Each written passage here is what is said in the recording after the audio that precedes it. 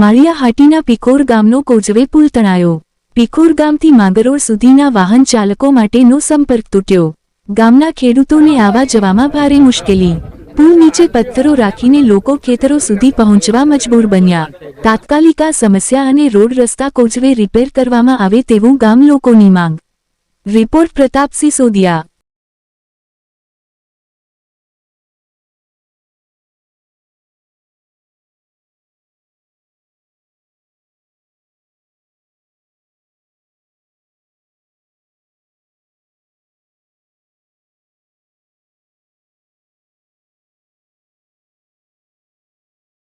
અહીંયા અમારું ગામ પીખોર, હું રહેવાસી પીખોરનો ખેડૂત આઈના છે। અમે મારું નામ સોમગર કાશીગર મેઘનાથી।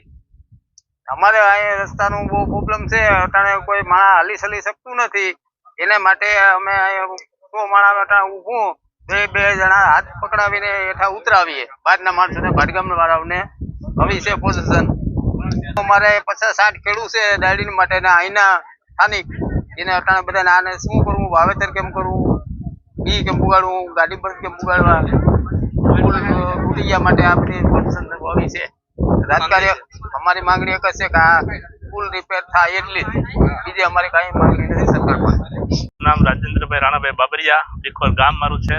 આ ગામની અંદર નોરી નદીને કાંઠે આજે અહીંયા પુલ જે કોઝવે છે એ પાણીના હોવાથી બહુ વખતથી પાણી આવ્યું એટલે તૂટી ગયો છે।